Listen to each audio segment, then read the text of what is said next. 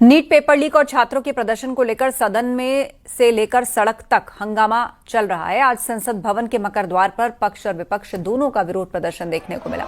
जहां एक ओर मकर द्वार पर एनडीए सांसदों ने विपक्ष के खिलाफ विरोध प्रदर्शन कर नारेबाजी की, वहीं दूसरी ओर इंडिया ब्लॉक के सांसदों ने भी सरकार के खिलाफ विरोध प्रदर्शन किया। हालांकि इस मामले पर सरकार पहले कह चुकी है कि वो इन सभी मुद्दों को लेकर चर्चा को तैयार है। फिर भी विपक्ष हंगामा कर रहा है। छात्रों के नाम पर विपक्ष राजनीति कर रहा है, जबकि विपक्ष पेपर लीक केस में शिक्षा मंत्री धर्मेंद्र प्रधान के इस्तीफे की मांग कर रहा है।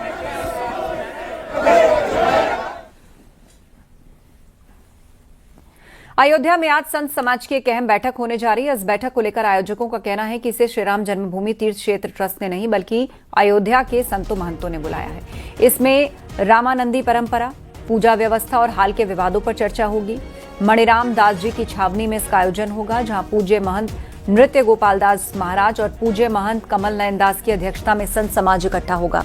आयोजकों के मुताबिक ये बैठक अयोध्या के संतों महंतों की पहल पर बुलाई गई और इसमें कई महत्वपूर्ण विषयों पर विचार विमर्श होगा।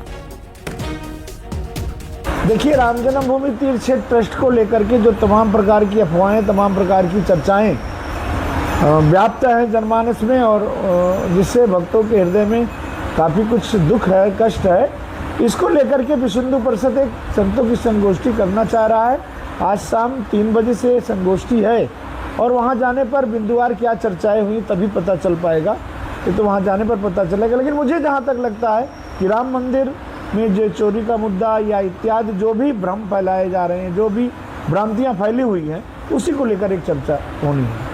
विपक्ष के द्वारा लगातार चढ़ावा चोरी पर आरोप प्रत्यारोप लगा करके जो सनातन धर्म को बदनाम किया गया है, उसके ऊपर भी एक निर्णय आएगी कि ऐसे लोगों को चिन्हित करके बहिष्कार करना चाहिए। महाराज, इसके अलावा कहाँ से संत आए? अयोध्या में रह रहे वृंदावन, मथुरा, काशी, प्रयागराज, हरिद्वार आदि के भी संत महात्मा रहे। इसमें संघ और विहिप का क्या रोल? विश्व हिंदू परिषद के जो धार्मिक आध्यात्मिक संस्कृति देख रहे हैं, वो धर्म जागरण मंच आदि रहेंगे।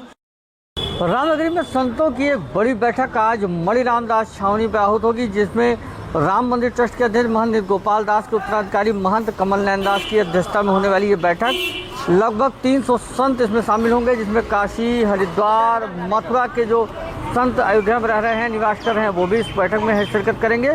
और बैठक का प्रमुख उद्देश्य राम मंदिर परिसर में पूजा पद्धति को लेकर है। रामानंदी परंपरा से भगवान राम के यहाँ पूजा अर्चना हो, उत्सव हो, त्यौहार मनाया जाए। इसके साथ ही काशी और मथुरा को लेकर के भी इस बैठक में मंथन होगा, जिसमें विश्व हिंदू परिषद की धार्मिक समिति भी सहभागिता करने जा रही है। यह बैठक लगभग 2:30 बजे के आसपास मणिराम दास छावनी में शुरू होगी, जिसमें 300 से ज़्यादा संत बटोरेंगे और मुख्य रूप से इस पर मथुरा कूच पर भी चर्चा होने वाली है। सहयोगी सर्वेश के साथ निमित गोस्वामी, न्यूज़ 18 अयोध्या।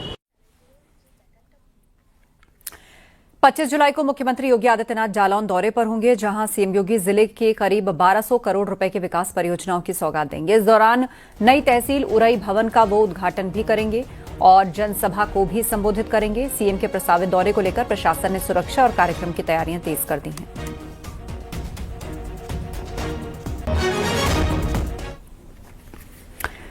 कांवड़ यात्रा के दौरान शिव भक्तों की सुरक्षा सुनिश्चित करने के लिए पश्चिमांचल विद्युत वितरण निगम यानी पीवीवीएनएल ने अनूठी पहल शुरू की है। पहली बार कांवड़ मार्ग पर बिजली के खंभों को पीवीसी कवर से सुरक्षित किया जा रहा है, जबकि 969 ट्रांसफार्मरों को बैरिकेडिंग और बिजली आपूर्ति के व्यापक इंतजाम किए गए हैं।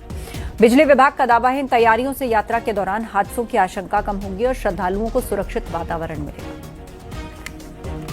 निकलवाया एस्टिमेटेड क्वांटिटी, कितने पोल्स को ढकने हैं, कितने ट्रांसफार्मर बैरिकेड करने हैं, कितने एरियाज में लीकेज की चेकिंग करनी है, वो एक पूरा करा के हमारा जुलाई के स्टार्टिंग तक हो गया था। फिर जो कार्य होने थे उनके टेंडर होने थे। इस बार क्योंकि हमने प्रयास किया है कि जो ज़्यादा भीड़ वाले इलाके हैं वहाँ पर थोड़ी सी हार्ड टाइप की इंसुलेशन की जाए, जो कि प्रेशर में टूटे नहीं।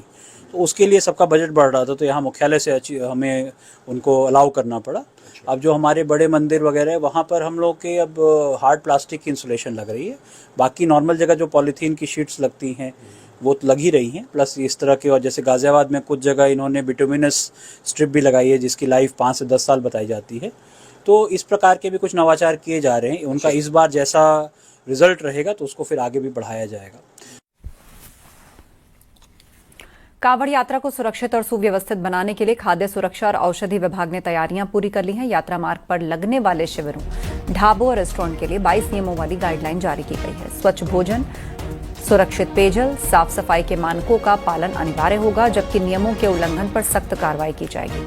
श्रद्धालु फूड सेफ्टी कनेक्ट ऐप के जरिए भी अपनी शिकायत दर्ज करा सकेंगे।